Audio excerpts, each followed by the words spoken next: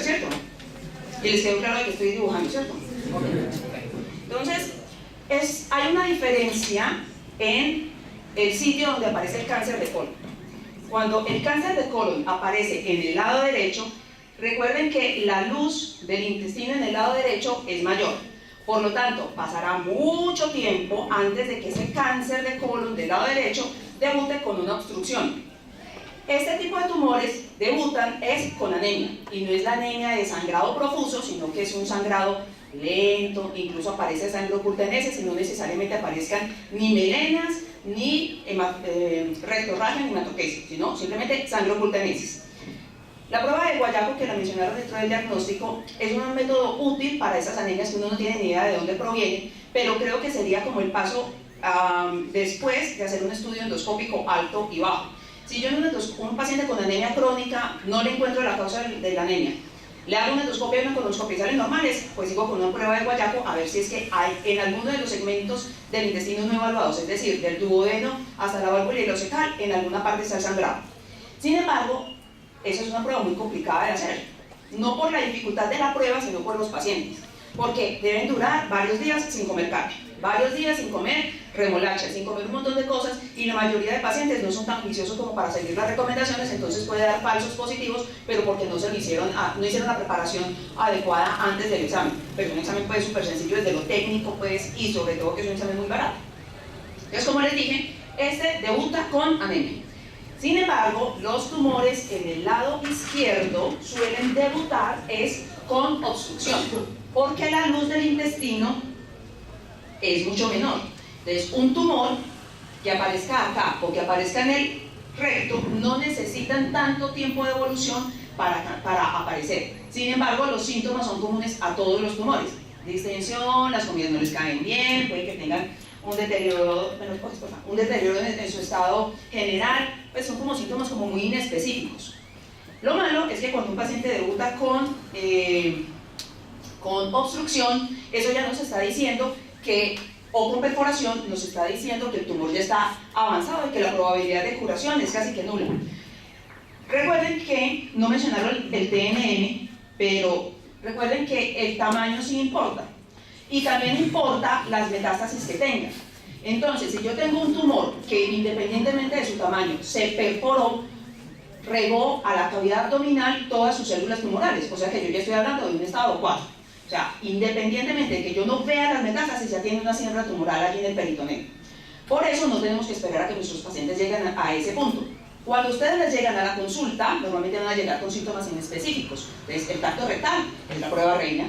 Pues, dependiendo de la longitud de los dedos individuales, pues 9 centímetros probablemente fue el diagnóstico endoscópico, pero no sé en la descripción de la remisión cuál era la distancia, probablemente se hubiera sentido más cerca. Independientemente de eso, el tacto rectal es indispensable con cualquier patología en la que yo encuentre un sangrado digestivo. Diverticulosis es diferente de diverticulitis, no es lo mismo. La diverticulitis, que es la inflamación, no suele tener sangrado, tiene dolor, inflamación y se puede perforar. La diverticulosis puede tener sangrado y no necesariamente tiene dolor, pero yo esperaría que un sangrado digestivo bajo de origen diverticular sea un sangrado profuso sin dolor, es decir, abundante, no hematoquesia sino rectorragia. Lo que la paciente tenía era más como hacia la hematoquesia más que hacia la rectorragia. Recuerden que los tumores, como es una proliferación celular, pues también producen moco. Entonces pueden tener también deposiciones abundantes con moco y o pintas de sangre, y todo se lo achacan a la parasitosis. La diarrea,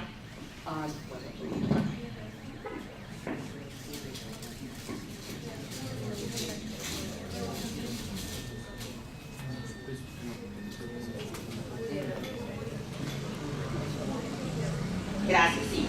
Muy bien, entonces tengo el colon y una masa que causa una obstrucción del 80% como en el caso de la paciente. Es decir, que solamente tengo 20% de la luz para que las heces pasen por allí. Toda la materia fecal sólida que llega se queda aquí arriba. Pero la materia fecal líquida que va llegando se va metiendo y escurriendo en medio y va bajando. Entonces son los pacientes que consultan porque tienen diarrea. Están obstruidos, sí, pero tienen diarrea. Ya entienden el mecanismo. Eso se llama diarrea por rebosamiento o diarrea espuria, que era lo que tenía la paciente. Es decir, que yo no tengo que esperar a que el paciente esté vomitando popó para suponer que pueda tener una obstrucción intestinal pues, secundaria a un tumor.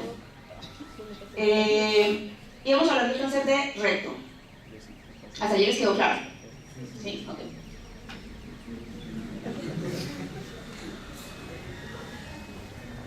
También mencionaron que las hemorroides se palpan en el tracto rectal y no.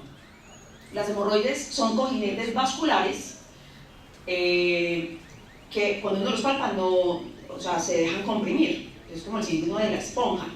Entonces uno lo hunde, no debería tocarse. O sea que si ustedes hacen un tracto rectal y tocan algo más duro, más sólido, que tiene una consistencia diferente a la de la mucosa, eso no son hemorroides para que no lo vayan a interpretar de esa manera. Pero cuando yo hago un tracto rectal, antes hice una inspección. En la inspección sí puedo ver hemorroides externas o internas que protruyan. Esto no las identificamos en el tracto. Entonces, el recto, como bien dijo la compañera, el manejo del cáncer, pues quirúrgico, obvio, ¿cierto? Pero dependiendo del segmento hacemos una diferente resección. Sin embargo, el recto tiene una connotación diferente. Al recto lo clasificamos en 3 segmentos, que van contados de a 5 centímetros.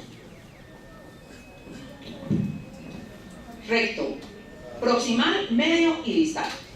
Entonces, yo tengo que hacer la resección del recto, digamos que el tumor estaba acá más o menos, a 9 centímetros del margen anal. Yo tengo que hacer una resección que me deje como mínimo 1 centímetro de distancia. Eso no siempre es fácil de lograr, y dependiendo de la altura, si el tumor está en el tercio distal y yo no puedo conservar más de 1 centímetro, puede que sea necesario que me lleve el esfínter. En cuyo caso, si me tengo que llevar el esfínter, dejamos una colostomía definitiva. Es decir, quitamos todo el recto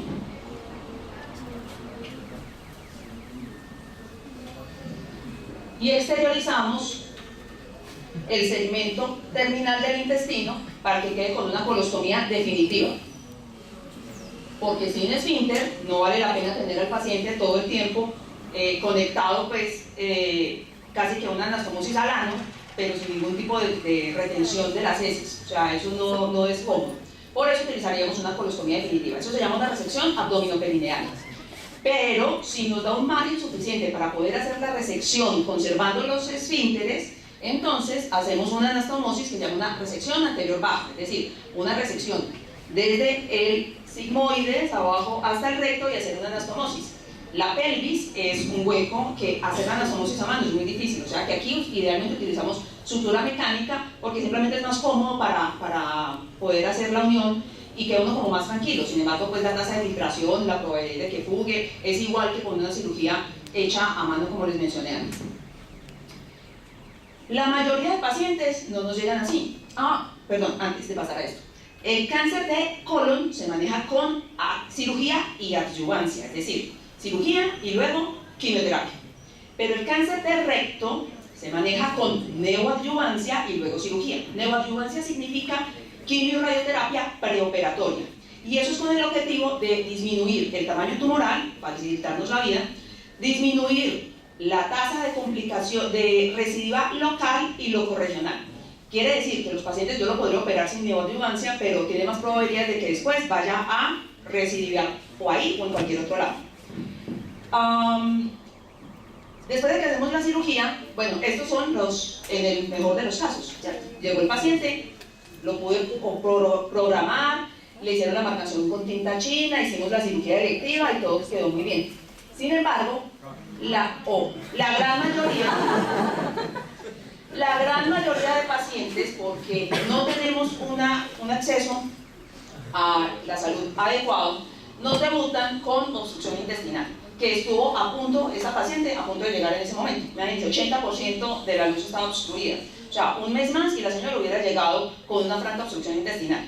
En cuyo caso, cuando vienen obstruidos, lo único que hay que hacer, hombre, si da para hacer la resección en cirugía, porque el tumor es en el sigmoides, pues perfecto, porque de una vez se lo quita uno, le hace una anastomosis si se pudiera, o si no le hace una colostomía temporal. Pero si vienen con una obstrucción del recto, pues hacer una resección allí abajo, en medio de la inflamación, es imposible en ese primer tiempo quirúrgico. Entonces lo que hay que hacer es una colostomía derivativa, es decir, una temporal, mandarlos a quimio, o sea, resolver el problema de la obstrucción y luego mandarlos a neoadyuvancia. Otro debut feísimo, pues, que es el que no quisiéramos ver, es el paciente que llega perforado con una peritonitis. En ese caso es difícil saber si lo que tiene es una diverticulitis o un cáncer, porque a veces la inflamación de la diverticulitis la asemeja. O peor aún, con el tumor fistulizado a cualquiera de los órganos vecinos. Fistulizado a la piel, fistulizado a la vejiga, fistulizado a la vagina, pues que ya nos ponen un reto quirúrgico todavía peor. Las metástasis, como bien dijeron, son a hígado y a pulmón principalmente. Y lo que está claro es que después de que yo le hago la cirugía, si apareciera una metástasis única, ese paciente sería susceptible de hacerle una metastasectomía, es decir, hepatectomía parcial, o hacerle una loectomía o una segmentectomía del pulmón en el sitio donde aparezca el tumor. Si ya aparece con metástasis generalizadas o que afectan los dos lóbulos del hígado, que afectan los dos pulmones o que tiene metástasis peritoneales, pues es un paciente en estadio 4 que ya no tiene ningún objetivo someterlo a semejante riesgo quirúrgico, sabiendo que el chance de curación no va, pues ya no existe. Así que espero que haya logrado condensar lo que es el cáncer de colon. Coincido con la doctora, los pacientes no nos llegan a los cirujanos, ni a los patólogos. Los pacientes les llegan a ustedes como médicos generales. Así que siempre, recuerden, piensa mal y acertarás. Su tarea es pensar que todo el planeta tiene cáncer. Así que, vengo con una bolita en el seno y tengo 25 años, pues sí, puede que sea un fibroadenoma, pero es un cáncer hasta que se demuestre lo contrario. Asegúrese que sí es un fibroadenoma. Entonces, hágale todo pensando que tiene un cáncer. Tengo una gastritis desde hace 6 años que no se me quita y tomo todo el omeprazol del mundo. Tiene un cáncer hasta que no se demuestre lo contrario. Y con respecto a esas molestias abdominales mal llamadas colon irritable, por favor sean un poco más acuciosos con ellas. Muchas gracias.